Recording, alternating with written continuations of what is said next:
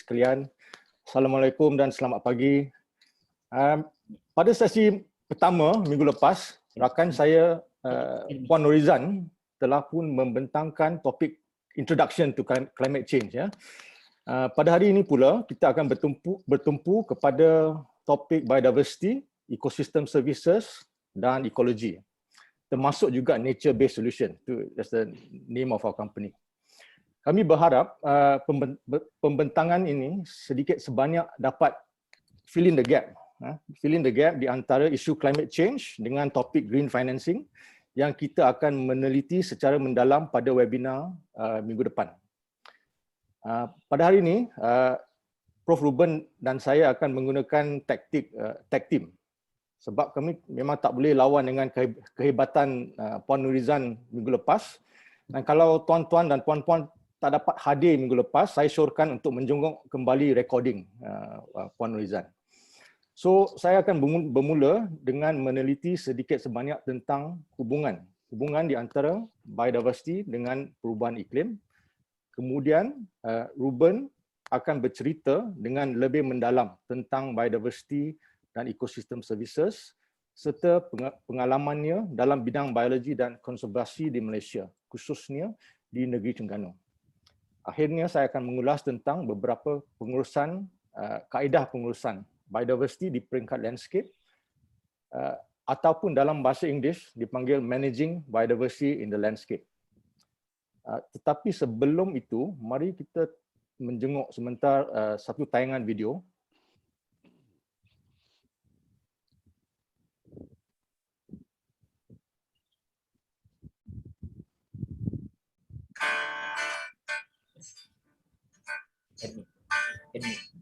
Perubahan musim ni dok betul. Ambil tak tahu ke dia dok kecoh sangat sebenarnya. Ambil dengar banyak nak cerita pasal ni. Jangan berasa benda ni tak ada benda pun. Ya ke dok? Cuba royak ke saya. Benda yang awak faham pasal musim ni dan apa awak nak percaya sangat? Ambil aja dapat dok pasal benda ni. Ada orang kata WhatsApp cover. Anak ambil pun rajin atau video-video hot cave bencana alam ni. Sebabnya perubahan musim. Kalau alik luar tu, biasa jadi cave bencana alam ni. Malaysia kita ni molek lagi. Ambil tak tahulah benda hot bisipang pasal perubahan iklim ni. Saya kalau awak tengok balik 10 tahun lepas, tak rasa ke kau sehari kau mana? Tengok awak ni pun peluh kejap. Ni pula banyak cave banjir hot teruk ni. Betul dah tu. Tapi orang putih kabur tu kan betul belaka. Banyak juga nawaknya. Kalau awak tak percaya benda hot dalam internet tu kabur, awak mungkin boleh percaya hot orang Jabatan Kerajaan. Dopong nasihat saintis-saintis tu pasal perubahan musim ni. Percaya boleh. Tapi hamba tak yakin mana. Sama sekali, hot sains kata tu betul.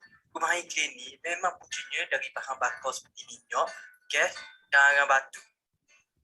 Tahu tak, sebenarnya 70% pelepasan gas rumah hijau di dekat ni hanya dari 100 pengeluar bahan bakar. Sebab penting untuk semua orang bertindak dengan lebih bijak kalau kita tak menyalahkan kilang-kilang dan kerajaan. Benda sebenarnya perubahan iklim.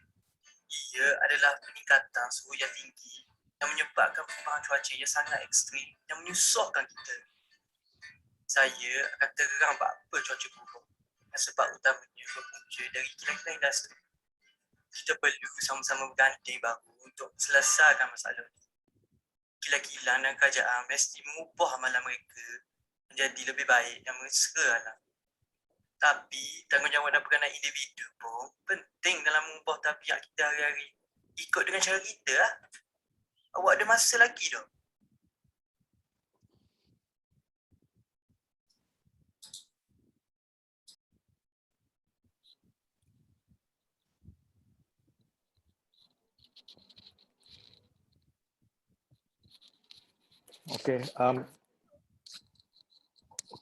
Tajuk yang pertama pada hari ini is what is the link between climate change dan biodiversity.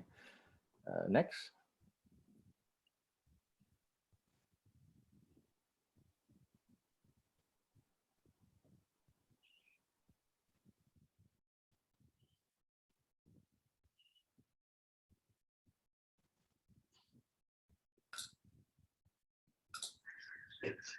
Terengganu kita memang bertuah. Hutan masih luas, harta negara. Kalau hutan habis kena tebang, mana lagi nak jumpa puak belang? Taman-taman negeri Terengganu, tempat lindung binatang liar, kena urus, terus menerus, kena jaga, kena kawas dia. Siapa sepanjang masa? Jaga biodiversity dan alam sekitar. Manusia dapat juga beri manfaat ke puak-puak muda. Marilah kita sama-sama satu padu sokong jaga alam sekitar.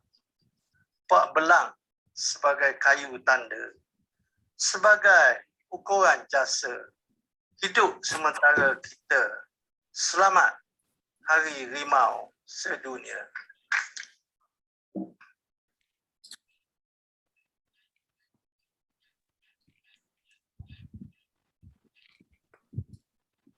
Tuan-tuan, puan-puan, binatang dalam gambar ini bukanlah seekor kungkang ya.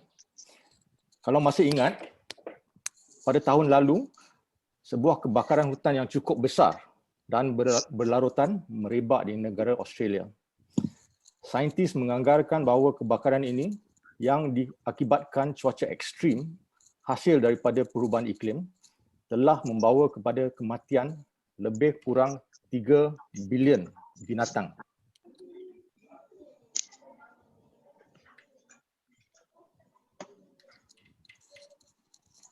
Di samping itu, pokok-pokok yang terbakar telah melepaskan sebanyak 800 juta tan karbon dioksida balik ke atmosfer. Seterusnya menjadikan perubahan iklim jauh lebih teruk. Dan extreme fire season seperti ini lebih kerap berlaku pada zaman sekarang, bukan sahaja di Australia, malah di merata dunia. Tetapi pada saya, kebakaran ini bukanlah worst case scenario. Ada banyak lagi impact climate change kepada biodiversity. Next.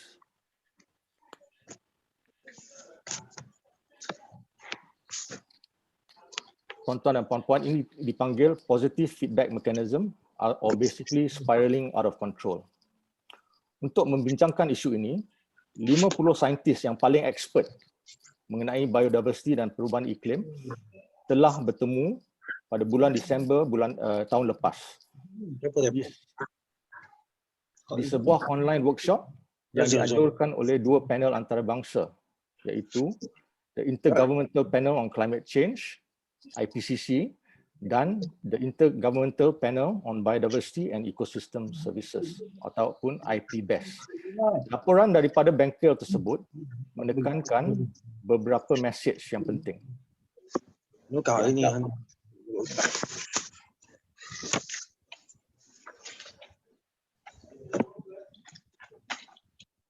Okey, saya sambung ya. Di antaranya, mereka menyatakan bahawa the mutual reinforcing of climate change and biodiversity loss means that satisfactorily resolving either issue requires consideration of the other. Selain kebakaran hutan, terdapat banyak lagi kesan perubahan iklim kepada biodiversity. Saya nak beri dua contoh di sini, iaitu phenology dengan coral bleaching. So phenology merupakan biological clock atau kalender alam semula jadi yang menentukan musim bunga, musim buah dan sebagainya. Sebarang kesan kepada biological clock ini akibat climate change akan memberi kesan yang amat serius kepada tumbuhan, haiwan serta manusia. Sebagai contoh, kalau hujan terlalu lebat melanda ketika musim pokok durian berbunga, maka buah durian tak akan menjadi pada musim itu, kan? Sebab haiwan perosak serta kulat akan memusnahkan bunga tersebut. Contoh kedua ialah coral bleaching yang berlaku apabila coral itu mengalami stres ataupun tekanan.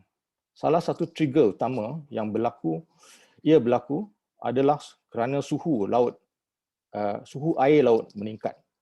Coral bleaching boleh mengakibatkan kematian coral reef dan kemusnahan seluruh reef ekosistem dengan impak yang signifikan kepada biodiversity marine dan manusia. Next. Okey, di sini saya nak bawa tuan-tuan dan puan-puan balik ke tahun 1992 ketika Rio Earth Summit di Brazil. Persidangan tersebut amat bersejarah kerana di sinilah dua konvensyen antarabangsa yang penting dilahirkan. Ramai yang pasti tahu mengenai UNFCCC, iaitu UN Framework on Climate Change. Tetapi mungkin tidak begitu ramai yang sedar tentang Convention on Biological Diversity. Next, Ruben. Tuan-tuan dan puan-puan, pada saya, perjuangan global untuk menangani isu climate change dan biodiversity lahir daripada sumber yang sama. Kedua-duanya adalah isu kembar yang tidak dapat dipisahkan. Di Rio Summit juga, Perdana Menteri Malaysia pada ketika itu telah menegaskan komitmen negara kepada konservasi hutan dan alam sekitar. Okay, next. So, back to basics. Apakah biodiversity sebenarnya? What is biodiversity?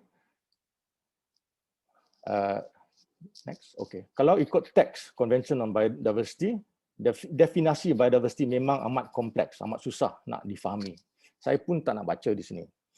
Lebih senang difahami kalau digambarkan seperti dalam lukisan ini. Okay, biodiversity ialah semua spesies besar dan kecil, termasuk habitat-habitatnya serta segala interaksi di antaranya.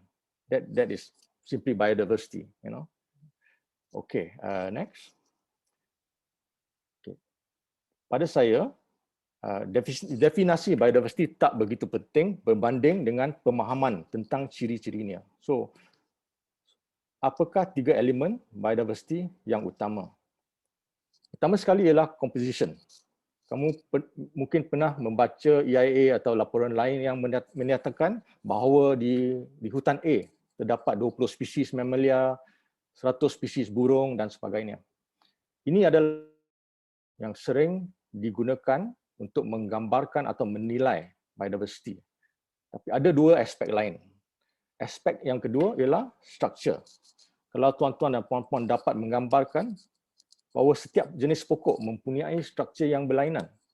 Struktur mempunyai ciri tiga dimensi, iaitu vertikal dengan horizontal. Ia boleh dilihat dari skala yang berlainan, dari mikro ke makro, dari genetik sampai ke landscape. Okay. Aspek yang ketiga pada saya yang paling penting ialah proses. Ini termasuk proses biologi seperti pendemungaan, pollination ya, atau proses ekologi seperti kitaran nitrogen, kitaran tenaga, kitaran air dan sebagainya. Kebanyakan proses ini lazimnya susah nak diperhatikan, tetapi ia amat penting untuk menjamin kesihatan individu, populasi atau ekosistem. Penting juga untuk diingati bahawa ketiga-tiga elemen ini saling berhubung kait. Sekiranya terdapat perubahan kepada struktur, maka composition dan proses juga turut berubah dan sebagainya. Okay, next. So, mengapa biodiversity penting kepada manusia? Ada dua kepentingan yang saya ingin menekankan pada hari ini, iaitu ecosystem services nombor satu dan nombor dua nature-based solutions. First, we look at ecosystem services. Tuan-puan, ecosystem services merangkumi segala hasil dan perkhidmatan yang manusia dapat daripada alam semula jadi. Ini termasuk air bersih, ikan segar dan sebagainya. Nilai ekonomik ecosystem services ini pernah dianggarkan dalam beberapa kajian. Satu kajian penting telah menemui bahawa nilai global ecosystem service pada tahun 2011 adalah 125 trilion US dollar. Ini berbanding dengan global value GDP pada tahun tersebut iaitu hanya 68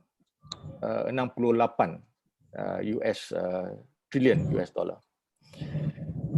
Malah semua kajian sebegini setakat akademik saja sebab masyarakat lazimnya tak nak bayar kos sebenar untuk air bersih, udara bersih dan sebagainya. Apa yang ironik, ada segelintir masyarakat yang sanggup bayar untuk biodiversity. Nilai global illegal wildlife trade amat tinggi. Ya.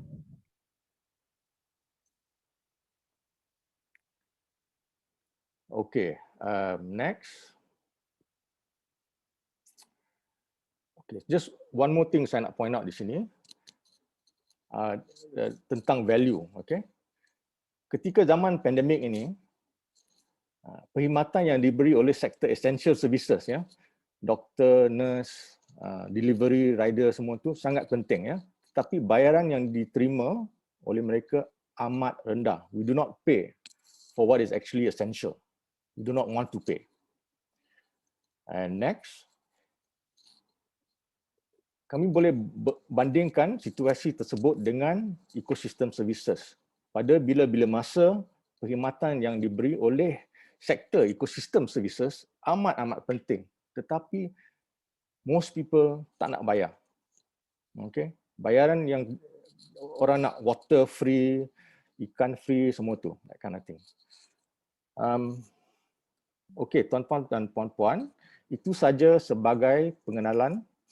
Sekarang saya akan pass ke Prof. Ruben untuk menjenguk dengan lebih mendalam kepada hal biodiversity dan ekosistem di Malaysia. Ruben, over to you.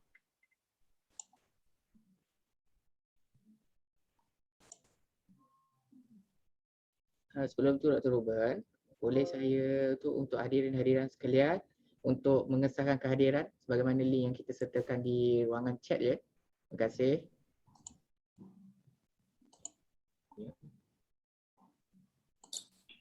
Thank you Dylan, terima kasih. Assalamualaikum, selamat pagi, salam sejahtera tuan-tuan, puan-puan.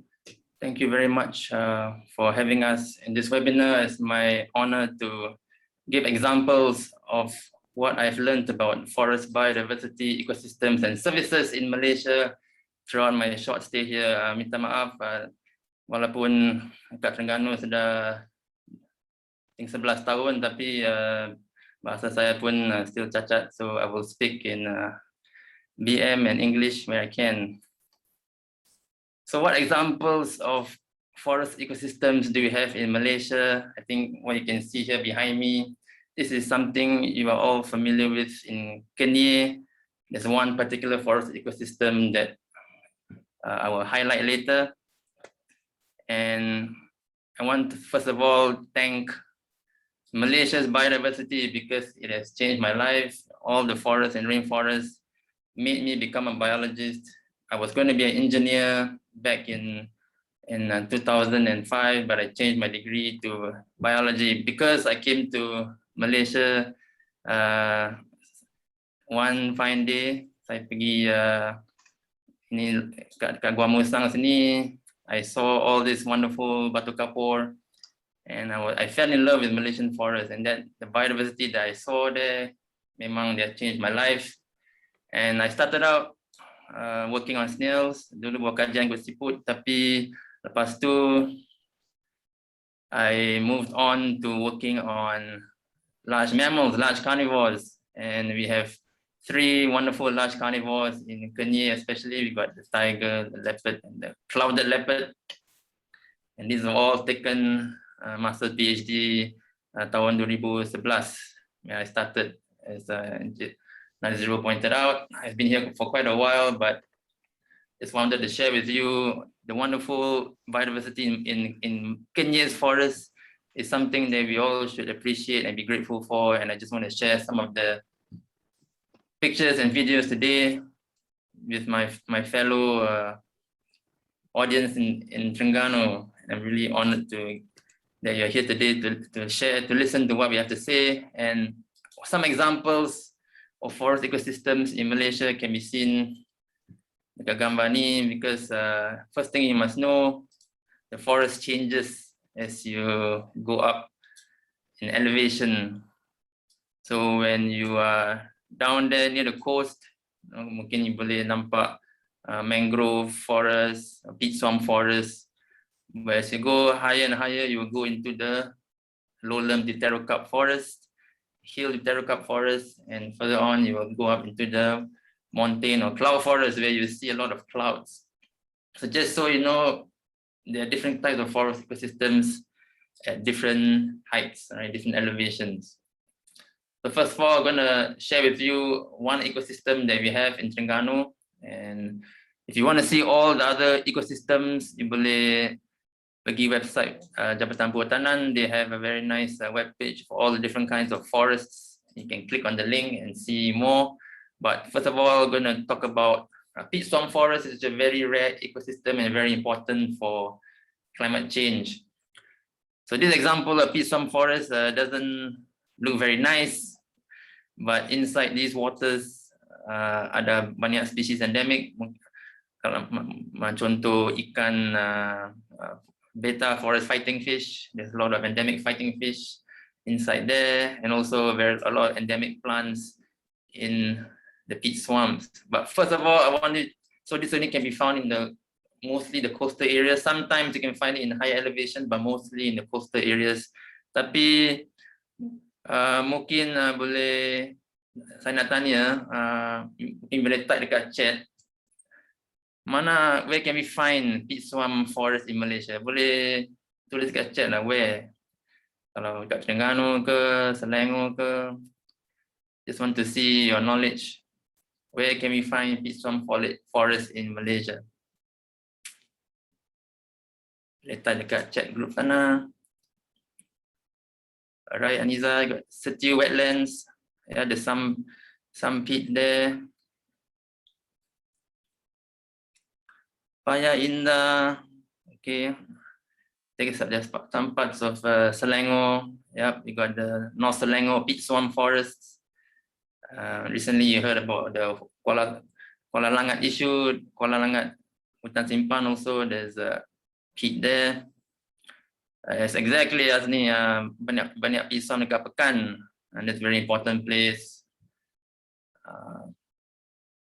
Yep, some parts of Marang, Jammu Bungkuk. There are different kinds of forests there, not just peat. You got also a lot of breeze, special forests as well. Breeze ecosystem there is quite unique. It's a Meliluka peat swamp, of course, in the Setiu area. So great, all of you have an idea of where you can find peat swamps. And kalau you masuk peat swamp, actually is quite a treacherous place. A lot of rattan, a lot of thorns. You go in there, you can get scratched. There's also this very annoying animal called a horsefly that will give you a very nasty bite, very painful bite.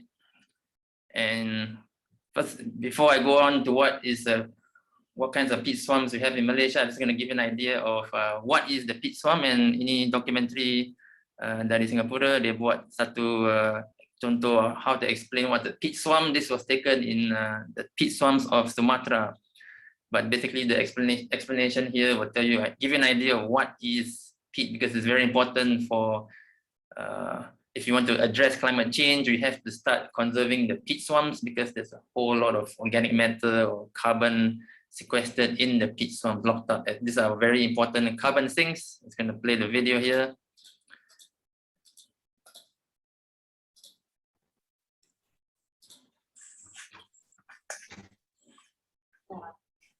So peat is a soil that's made up almost entirely of organic carbon.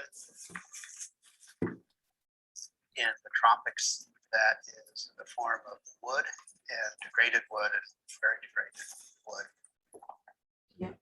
It's soil where you burn it, there's almost nothing left. Peat is something that has just been built up by plants, and as a result, it's almost all organic matter. So you have all of these very flat coastal areas in Johor, in coastal Sumatra, and coastal Kalimantan in northwest Borneo that are covered by these vast peatlands. They account for a very large proportion of the low-lying coastal regions here in Southeast Asia. These are peatlands that were established between 15,000 and 3,000 years ago and gradually accumulated these deep deposits of almost all organic matter that might be anywhere from 5 to 10 meters thick. Yeah, so peat is found almost everywhere in the world, but for the most part, places that are fairly wet. And most peat is in the far north, in Russia, Canada, places like Finland. And part of the reason it's in the far north is because it freezes during the winter, and that keeps the peat from degrading during half the year.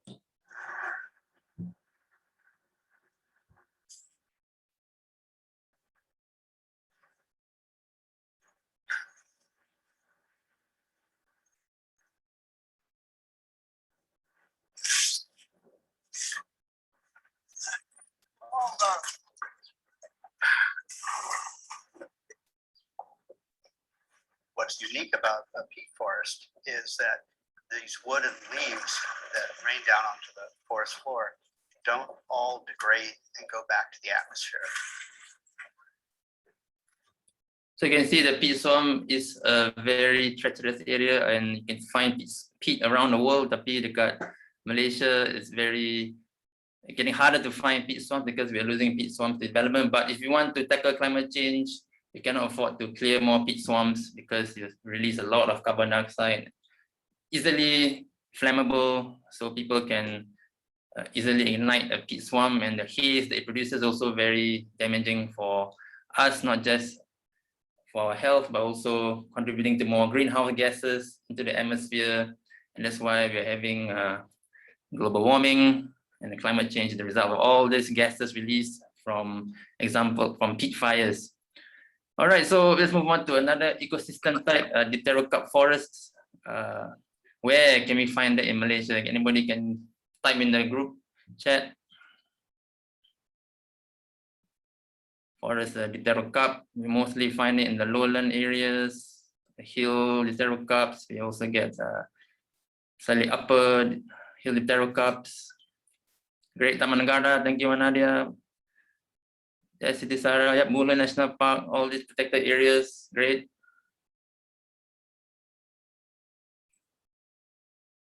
Well, the dipterocarp forest was once the predominant forest type, especially in the lowlands. Tapi due to development, we have cleared a lot of lowland dipterocarp forests, and all these giant trees getting harder to find, except maybe in our national parks. But tapi dekat Taman Negeri Kenyir, we still can see the dipterocarp forest intact, and please visit this area one day once you have time, especially now you have time to move. Please check out Kenya State Park.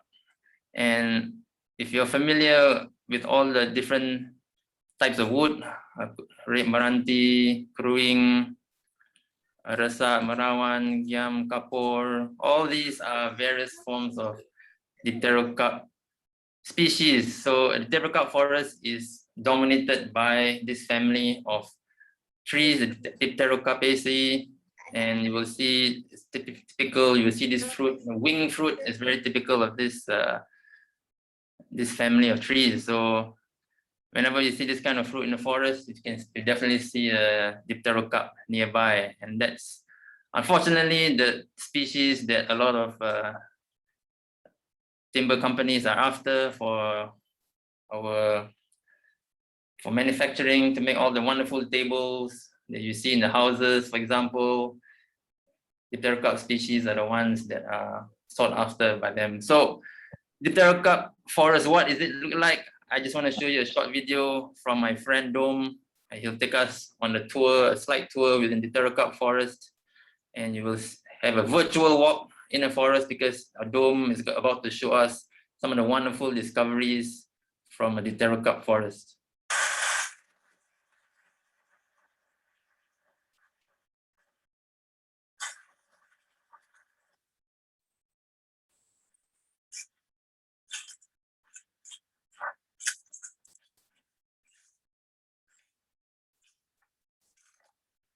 This is the typical landscape in the Diterra forest, also not very easy place to walk, a lot of leeches. And Dome is in search of a very rare plant. He's one of our locally grown botanists.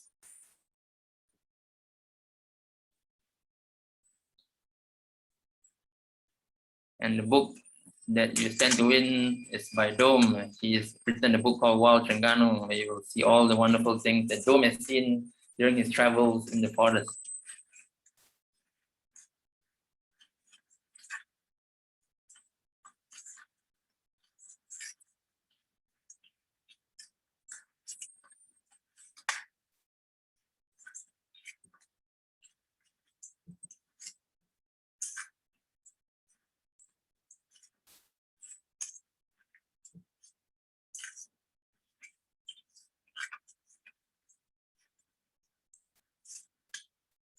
Oh, found something here. Wow. So that's a common name as well, fairy lantern or Thismia, the scientific name for that genus.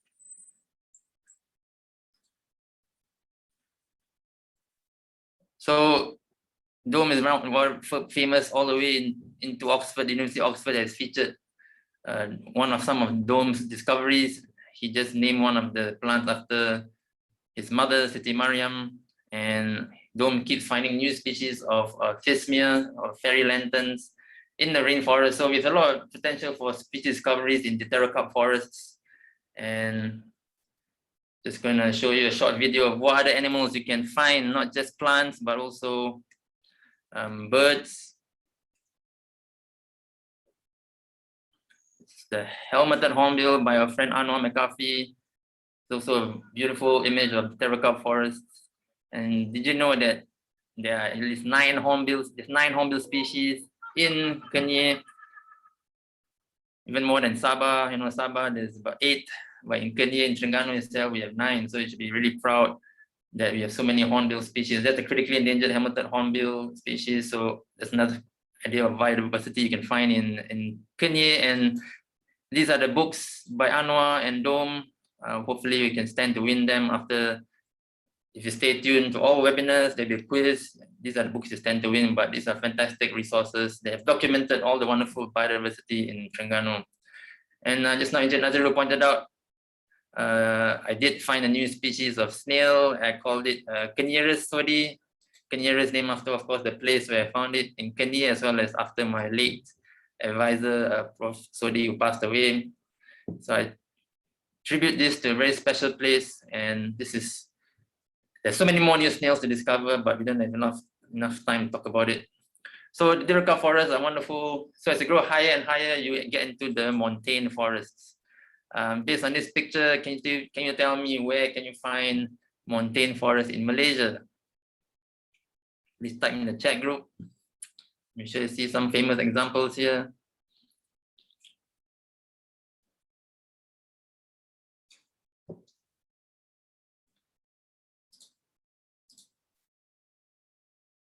Yep, Gunung Tahan. Yes, we have Kinabalu here, our very famous, iconic Kinabalu. Gunung Tahan, yep.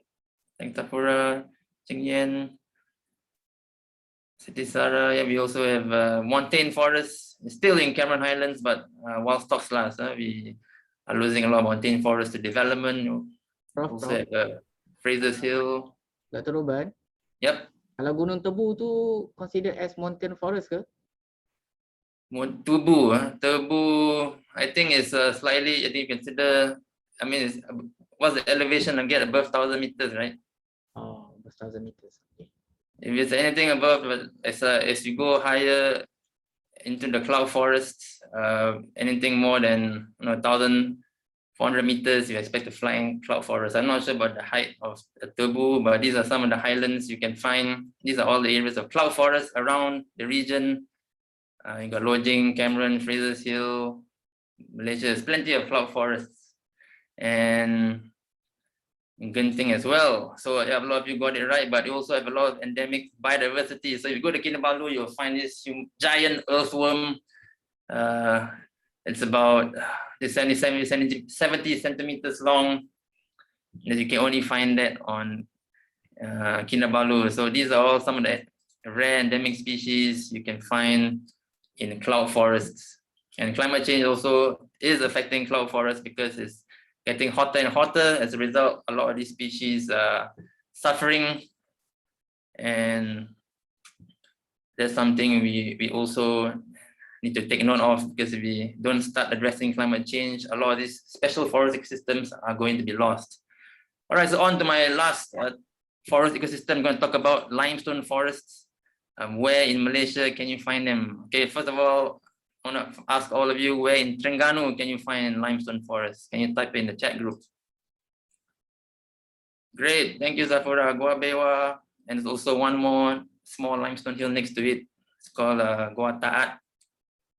But limestone hills are also threatened by climate change, because if the rain becomes more acidic, increasing carbon dioxide will cause the rain to be more acidic, and you have more degradation of the limestone, which is made up of calcium carbonate. It will dissolve faster, and limestone hills may also become more eroded and release more carbon dioxide. So this is an example of Gua Bewa. Please, if you have not been to this in Terengganu, please go.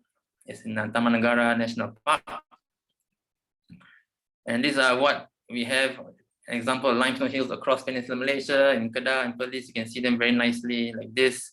But as I said, they are made out of calcium carbonate. And did you know that all these limestone hills were previously all coral reefs? Millions of years ago, they were under the sea, but due to the movement of the Earth's crust, all these coral reefs have been uplifted. And then what you see now today is all the limestone hills slowly eroded over time. So these are all former coral reefs like this, and after a while, they will rise up due to the tectonic movement of the Earth's crust, and you get all these amazing structures. And over time, due to weathering, they will be slowly eroded, giving you all these very rough surfaces, and also giving you caves. So all these underwater caves, caves that you find, like Gua Taat now is submerged. Gua Taat used to be a cave, but due to the dam, Kenya Dam, has now flooded the limestone cave. And in the cave, you have also a very interesting biodiversity. You have swiftlets making their houses there. So you're used to seeing swiftlet houses, but actually they initially were all making their houses in limestone caves, like in Gomantong Cave in Sabah. A lot of people harvest the swiftlet nests to sell, and it's important livelihoods for local communities. We also have lots of bats in the caves. Bats are going around eating insects. They're also helping to feed on your mosquitoes and your pests of plants, keeping the insect count low. And the bats provide a lot of guano for you to use as fertilizer. So a lot of locals go to the caves for fertilizer, and you get very interesting species like this cave cricket. This is actually a cricket with a very long antennae. It's called a Rhaphidorid cricket. Very hard to find this. A lot of them are endemic to caves. And also my favorite animal on the limestone hills are these wonderful snails, or land snails. Some of these land snails are so bizarre. They got all these different spikes, and they're only less than 1 centimeter. And some of them are usually about very few millimeters in length and very tiny. You can't even see it. But Terengganu, there are endemic land snails like this, and this is actually found in Gua Bewa area. This was actually named after the former Exco for Environment, Datuk Toh Chin Yao. He was named after this species because he helped with a lot of conservation efforts. So if you want to be named after a land snail, please let me know. There's a lot of new species of snails, or someone you might think who wants to be named after a snail. Let me know is deserving of a new species of snail. So these are some examples of Hello everyone, I'm Jukip from University of Malaysia, Sabah. limestone biodiversity. I'm a researcher These are all the who snails studies land that we snails and the found conservation in of the their area. habitat, especially limestone casts. So now we have mapped out all the Currently limestone with the hills in Conservation Malaysia of now. Limestone Ecosystem in Malaysia project with Dr. Lim Thor Singh of University of Malaysia, Sabah and Rimba, as well as Dr. Ruben Clements of Sunway University and Rimba. Together, we have traveled across the length and breadth of Peninsular Malaysia to accurately map and database all limestone outcrops and examine their land uses. We are currently creating a national database and map linked with biodiversity, geophysical, and geospatial data sets to help decision makers have an overview of conservation situation of limestone use in Malaysia, so that better decisions informed by evidence can be made for the conservation of limestone use here.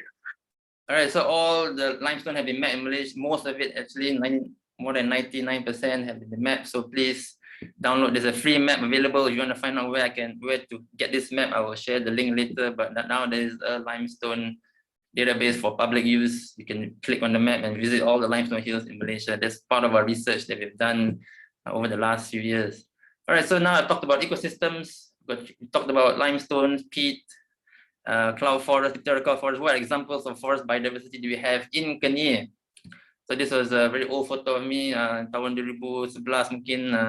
This was one of my last cameras. So camera traps allowed me to document a lot of biodiversity in Kenyir. I'll show you some examples of them in a bit. This is a video capturing all the camera trap images in Kenyir.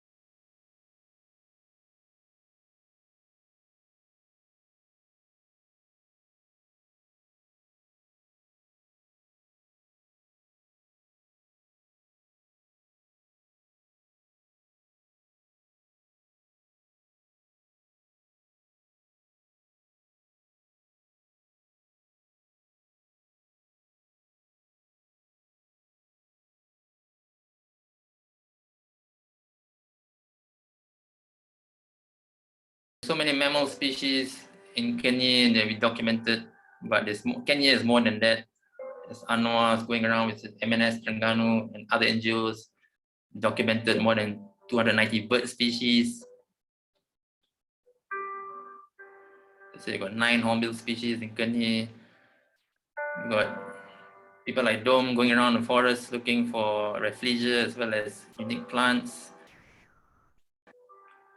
This is the other new snail I discovered, the Tembat snail from Tembat Hutan Simpan.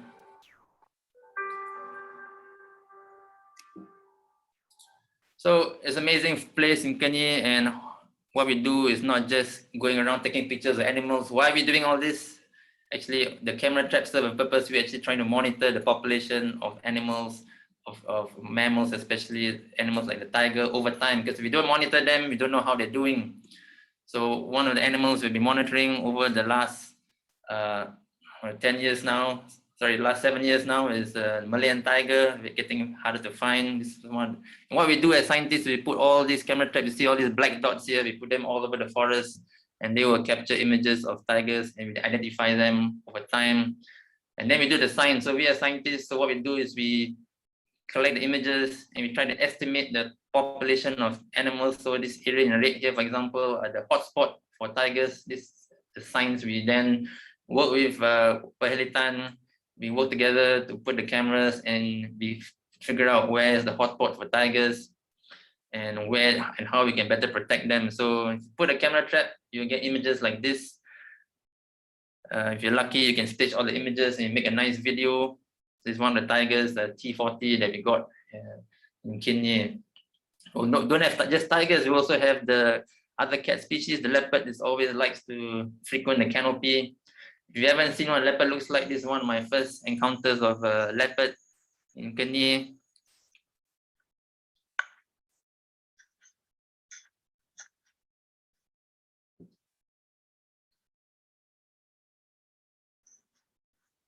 So my car was here, so I couldn't go back to my car.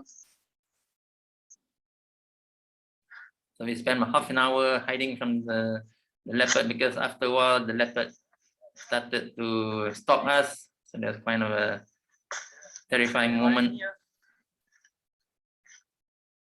So with leopards also we are able to identify the spots. Although you cannot see the spots here, because most of the leopards in Malaysia are melanistic or called panthers. You can't really see the spots, but if you use the infrared camera traps, you're able to see the spots, and then we're able to estimate the population size. And that's what we did. We actually got a population estimate of leopards. The first ever of Malaysia was in Kenya. So again, this study was featured by the BBC. They featured this study, so we have a lot to be proud of in Kenya. The first ever study done to estimate the population size of leopards. We also do a lot of research. We try to get the DNA of the fur from tigers by placing mat on the floor. So we try to get the animal to rub itself on the mat so we can extract the fur, get the DNA, and then estimate the population size. But it's not easy, because sometimes the leopard here, for example, didn't want to rub its fur. Not interested.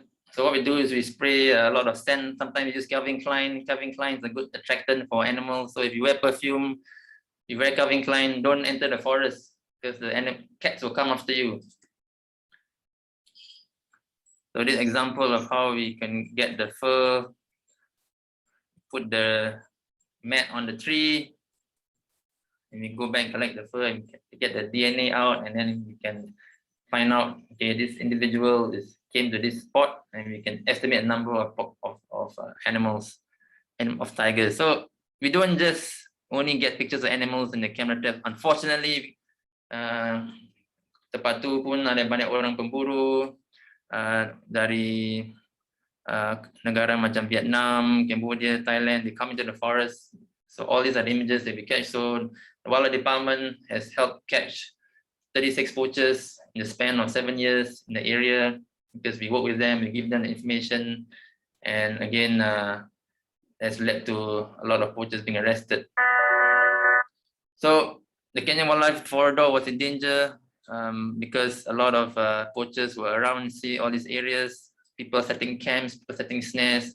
But now we use the science and we create the information so that Pelitan can use to find out hotspots for poachers, so they know where to patrol. So all these cameras are feeding into enforcement, is what the Kenya State Park is doing as well. And we don't just take images of animals on the ground, also animals coming to the trees, also what we capture, and bats, example of animals that come to camera traps we set in trees. And again, Terengganu also is known for being one of the last places where you can find the large flying fox.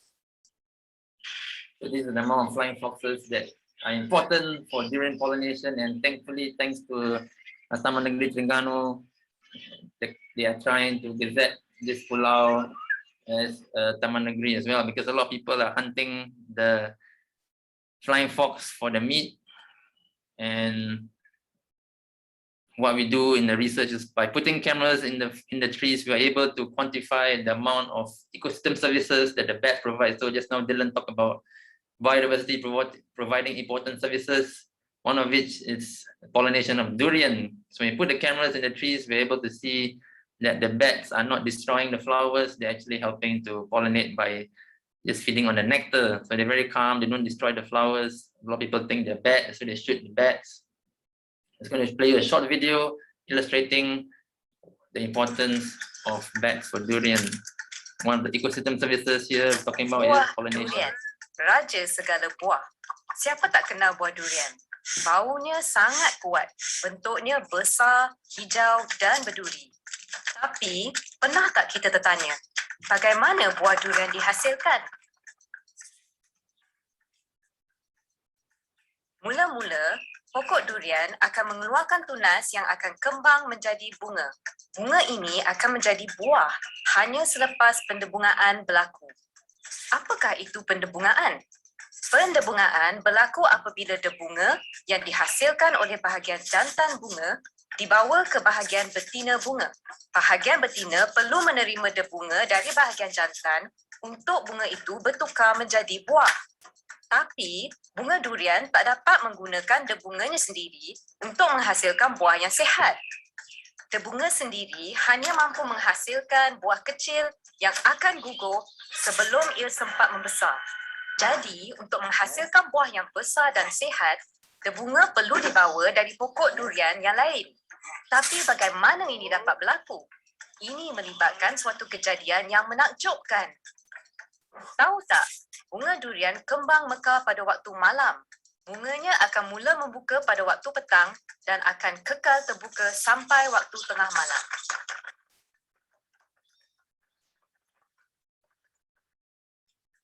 Apabila bunga durian sudah kembang sepenuhnya, sekitar waktu senja, kelawar buah akan datang.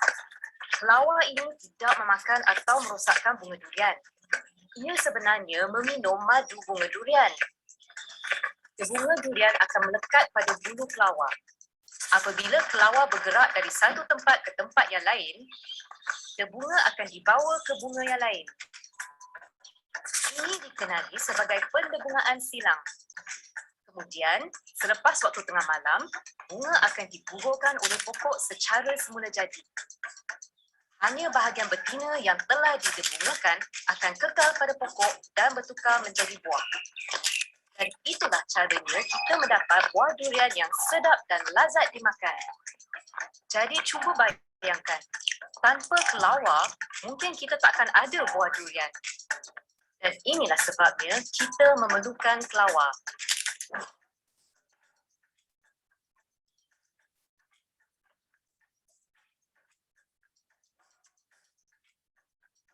So this is the project by the President of Rimba, Dr. Shima Aziz. She's been doing this project for more than 6 years now, and they're finding out that increasingly farmers are aware that now bats are important for durian pollination. They cannot afford to keep hunting them.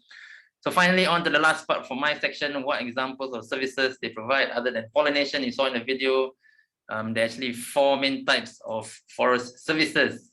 So apart from providing us food, water, fiber, fuel, they also have important cultural services, spiritual, aesthetic, recreational, education, and I think you're familiar with the Batu Caves as being one of the more popular spiritual areas. The limestone forest does provide important place for worship, as well as the Buddhist temples you see a lot in Perak.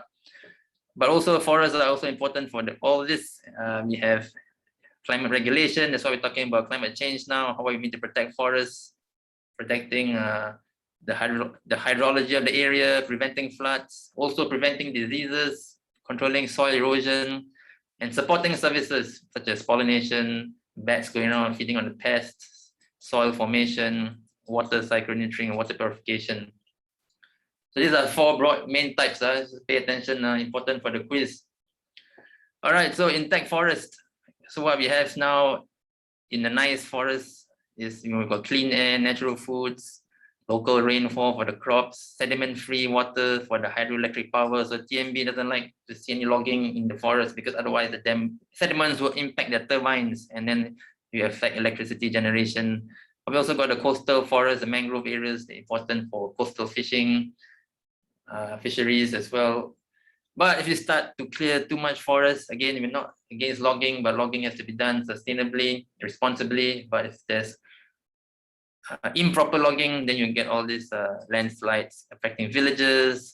If you don't log the right area, the floods will affect people's livelihoods. The sedimentation will affect the dam, and the mangrove areas, for example, will be depleted, and then it will expose the coastal areas to more coastal storms and tsunamis, and malarial mosquitoes breeding in standing water. So some of these services will be lost if we don't log an area properly, or if we clear forests for agriculture. I can show you a short animation of what happens if you clear too much forest.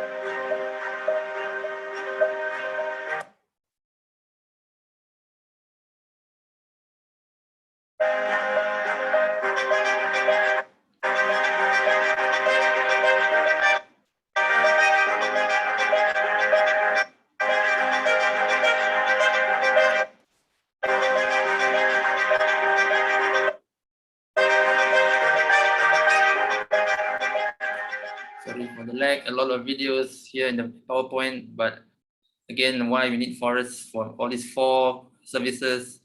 And one of it is disease prevention. So a lot of scientists have said that pandemics such as the COVID-19 is the result of us clearing too much habitat, because once you clear the habitat, animals become cramped into smaller forests, and animals become stressed, and when they're stressed, they release viruses, and the examples of all this have been linked to deforestation. Ultimately, there's a lot of evidence out there in newspapers that if you want to prevent the next pandemic, you really have to start protecting the forest. And climate change is, of course, linked to all this. And the earth gets hotter, we get animals not really happy in their environments, and not unhappy animals will also start shedding more viruses, and that might really cause more problems for us in the future. All right, so terima kasih banyak-banyak for listening to my experiences on different forests. Now I'm going to hand it back to Dylan, who will finish off the talk and give examples of how we can better manage biodiversity across the landscapes. Dylan, over to you. Thanks, Ruben. Okay, kita balik pada teori sekarang. So, how can we better manage biodiversity across landscapes in Malaysia? So, I have ada banyak kaedah. I have broken down into 3 golden rules, kita panggil. So, what are the 3 rules? Number 1, protect the most important sites. This one is a no-brainer. Protect the most important sites. But di mana are the most important sites? So kalau if you think about the human body, where are your most important sites? Basically your heart, your lungs, saraf tunjang, your vital organs kan. So kalau balik kepada biodiversity, where are our most important sites? In terms of protection, kita panggil in general we call these areas protected areas. Right? When we protect them, we call them protected areas. They can be protected under various laws, but one thing is they have to be protected by law. Okay. And in target 6 of the National Biodiversity Policy, ada target for protected areas, which is 20% of land and 10% of marine and coastal of Malaysia is protected. Okay. The definition of protected areas masih dalam perbincangan lagi at the national level. Malaysia belum ada official definition of protected areas. Dan mungkin I think by next year we will have. Then we have a definite which areas are considered protected areas. The second one is OECM, other effective conservation measures, which are basically areas outside of protected areas, which mungkin the main objective is is not for biodiversity conservation, it's for something else. Maybe it's for agriculture or something else, but this area still can contribute to biodiversity conservation. So if they fall under that category, we can call it OECM, and they will contribute to our 20% or 10%. All right. So that one is actually still under perbincangan. We have until now we still have 0 OECM in Malaysia. Okay, so I just nak bagi contoh for Terengganu, what areas could be considered OECM. Sorry, back Ruben. Sorry, considered PA ya. Hutan perlindungan di HSK mungkin.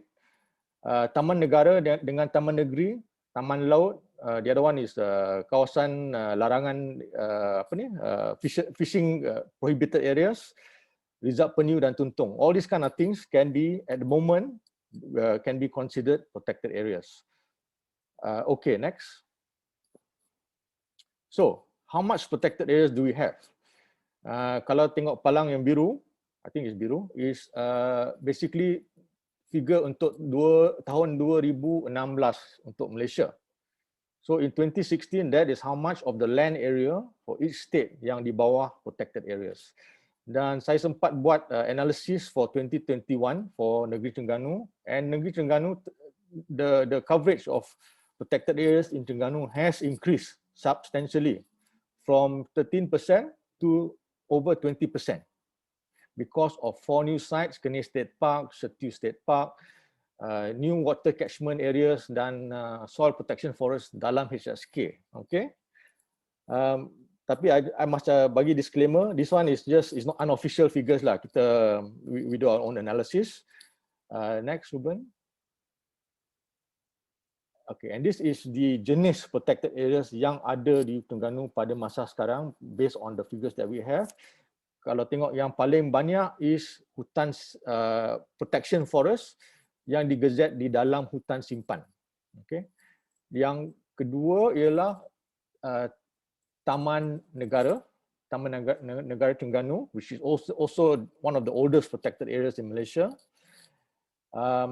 And after that is the rest, which are more or less even. There's one protected area, which is a Rizab Hidupan Liar untuk Tuntung, which is only 1 hectare. And this is the smallest protected area in Terengganu. So that's quite interesting. Okay, next, Ruben.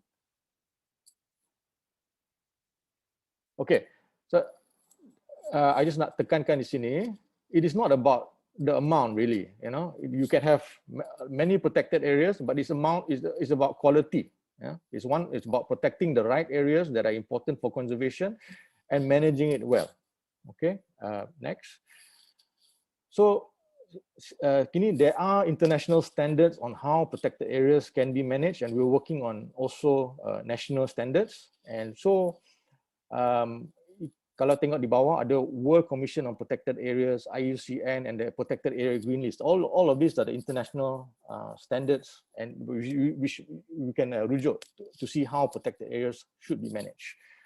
Okay, and what I want to point out here is that it is not cheap to manage protected areas. Bukannya murah kalau nak manage dengan baik. We can just gazette and then leave, don't manage. No problem. Tapi if you want to manage well to meet the objectives, it takes a lot of money, right? So where is this money and siapa nak bayar? Okay. So okay, these are the 3 main costs. One is opportunity cost. Kalau we protect an area, kita mungkin tak dapat balak, that kind of thing. So there's opportunity cost. 2 is setup cost. Staff semua, office. Okay, somebody needs to do the work. And 3 year by year operational cost. Every year kena cari duit. Macam mana nak manage, macam mana nak support the team kan. So these are the 3 main costs. And the question is, siapa nak bayar? Alright, next.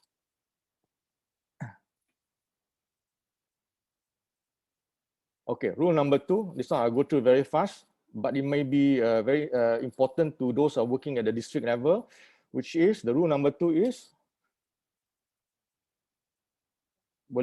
manage disturbance. We sum it down to 2 words, manage disturbance. Apa tu disturbance? Okay, next. So, this is the lakaran or land use lah. Okay, and what is disturbance? Disturbance ada dua jenis. One is man-made disturbance, one is natural disturbance. Okay, boleh klik Ruben. So fire, flooding, storm, semua tu man-made. Drought, no, or climate change related, because climate change related is also man-made, but also direct mining, urban development, forest clearing, semua ni boleh dipanggil disturbance. Okay, the very act kalau you cut down one tree, you are disturbing that forest kan, because that one tree dah tumbang, ada lubang di sana. So in general that is disturbance. Next, okay, what happens in general? Okay, today I just want to talk about disturbance in terms of habitat loss. You saw this now, banyak jenis disturbance, but in general habitat loss. So if you look at the empat picture di sini, it is basically land use change pattern all around the world.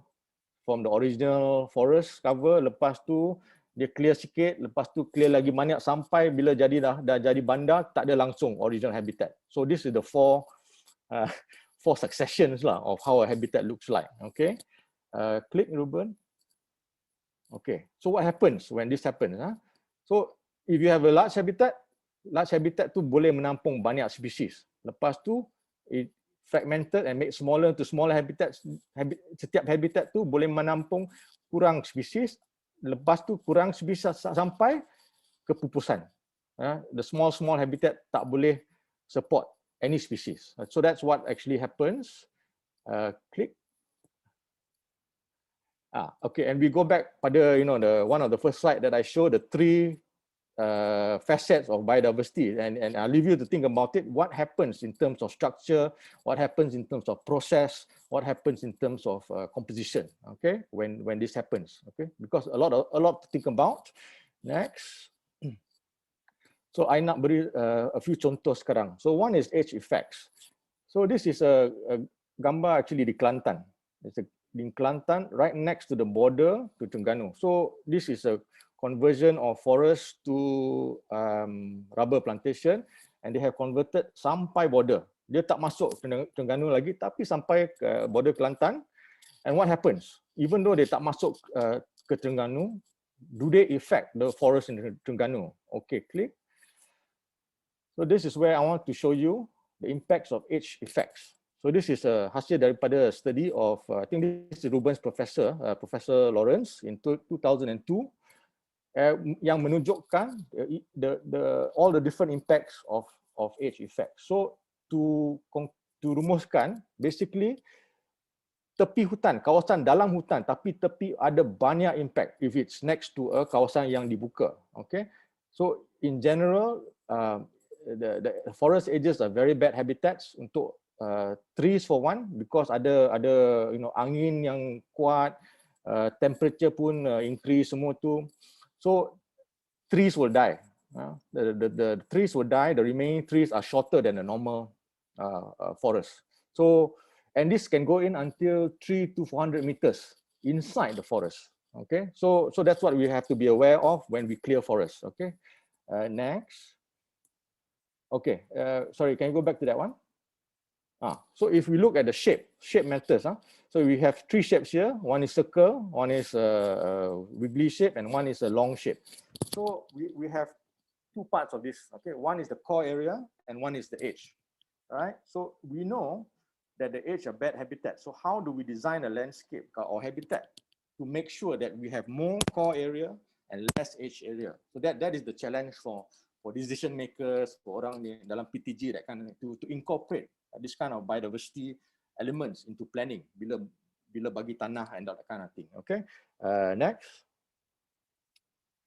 Okay, a few things to be aware of very quickly. One is to maintain connectivity. Tuan-tuan, I think you have all heard about wildlife corridors, about central forest spines, semua tu. I don't actually have to explain to you, but corridors are a very important element in landscape conservation. Two, next. Okay, this one yang penting juga. I think I want to talk about this, and this is maintain structural complexity. Kalau lihat the drawing on the left, that is our natural forest kan, or the Terrocarp forest. And what about this forest? Other layers. Okay, kalau if you look at this drawing, there are 3 or 4 layers. So these layers, this complexity in the canopy enables wildlife to live in it. So each species ada niche, ada yang tinggal di atas, ada yang tinggal di tengah, ada yang tinggal di bawah, and this enables that forest to support high number of species. That is why. And kalau when we change it to say a rubber plantation, this is what happens. Ada satu canopy saja, dia no structural complexity, tak boleh support species. Okay, and also the forest is lower. Okay, click. And the third one, this one also, I think I don't have to say much because you will all know about this, is maintain aquatic integrity. So what I want to say about this year, if kalau ada one thing you can do to support biodiversity in the landscape is to maintain aquatic integrity. If you have, say, a wildlife corridor along a river, you can maintain the water quality plus the ecology, plus you have a corridor for wildlife to move, 3 in 1. So, okay, next. And I think in Terengganu, you're actually doing some of this quite well. So I just nak tunjuk this gambar. This is Sungai Cerul di Terengganu Selatan. Okay, this is Sungai Cerul, and the river is right next to a oil palm plantation. Okay, Ladang Bukit Bandi oil palm plantation. But you look at this river, and remember what some of the pictures Ruben showed before, and you look at this tree. This pokok neram. Pokok neram amat special. This one, tourists will go to Taman Negara to take picture below this tree. But you can find this in Terengganu in the oil palm landscape. And this tree, I think it leans over the river. Bila dia berbuah, the buah fall in the water, the fish will eat. It's a makanan for ikan kelah and all that kind of thing. So it's an important part of the ecology. And in the oil palm landscape in Terengganu, masih dapat this kind of scenery, very, very special. And I think that's why there's still a lot of wildlife running around. Okay, click. Okay, I just nak tunjuk, this is Tourism Malaysia banner. And you look at the trees, summer. People pay money to go and see. In Terengganu, you have it outside of the national park. Okay, okay, next. Okay, I just nak bagi tahu, this is, if there are many things to think about, but one tool to use which encompasses all of the things to think about is called the high conservation value approach. Okay, you can Google, ada banyak information and data on the internet about this. It's a comprehensive tool to identify, manage, and monitor apa dipanggil high conservation values of biodiversity. And it's very important if you can use this in our daily lives. When there's a need to convert habitat or something like that, we need to use this first to identify, manage, and monitor biodiversity. Click. Okay, I won't go into it, but it actually very comprehensive. HCV1 looks at species, HCV2 looks at landscape, HCV3 looks at habitats, HCV4 ecosystem services, lepas tu 5 and 6 on community, what the community needs in terms of culture, in terms of what's important for them for that landscape. Okay, next. Okay, rule number 3, and what is that? Restore degraded forest ecosystems. Of course, if there are opportunity to restore areas that are important, we should do it. Okay, next. And this is very relevant because we have just started at the international level, the United Nations decade on for ecosystem restoration. And at the national level, we have the program 100 million trees program. Okay, click. All right. So in Terengganu, as I mentioned, the difficulty in this is finding the land. Where is the land that is important to restore, but tiada kekangan. Kekangan for example, ada tuan punya tanah tu, we need to pay compensation if we need to get the land, that kind of thing. That is the most the biggest hurdle, I would say, in terms of restoration, because Malaysia tak banyak, memang I think tak banyak tanah, and the ones that we have need to be, we need to use it. So to find important land for restoration is important. So 2 examples I can think of in Terengganu. One, just now somebody mentioned in the chat, Lembah Bidong. The first picture on the top is Lembah Bidong. So this is a pit swamp area that has been degraded by fire. Now just kind of grassland left. So this is the opportunity for restoration. Kalau tak restore, grass ni mudah terbakar, right? So the second one, I think this is next to Setiu State Park, land that has been converted to oil palm, tapi I think the oil palm tak boleh tumbuh. So why not restore that land? Okay, next. So back to the question of say, if we have a project, siapa nak bayar, right? Because restoration bukan murah. Okay, moving on. We not just to the final, I think the last few slides. Why is biodiversity penting? First, we've talked about ecosystem services. Now, nak move on to nature-based solutions, which is actually the name of our company as well. So, if you have a problem, you got ada dua solution, dua jenis solution. One engineering solution, the other one is nature-based solution. Okay, so there's actually a definition of nature-based solution by IUCN. Okay, next, the one I'll leave it to you to read. Okay, nak tunjukkan graph ni because we're talking about climate change. Okay, we're moving back to climate change. So this is a classic graph in terms of climate change yang menunjukkan what we want to do globally.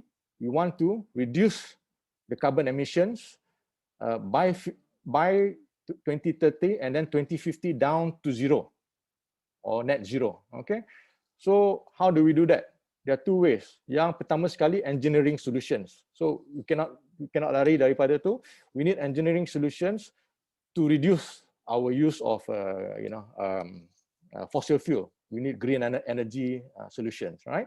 So with that, kalau we just use engineering solutions, tak cukup. We need a bit more help from nature-based solutions in order to meet that target earlier. And what is nature-based solutions? So click. It's basically our forests, our wetlands, even our agriculture areas, like I said, the landscape, important to manage it properly. And by doing so, we can reduce emissions, okay? Click. Question again here, if we're going to do better, if we're going to save more forests and semua tu, siapa nak bayar? All the opportunity costs, management costs, all those costs, siapa nak bayar? Okay, next.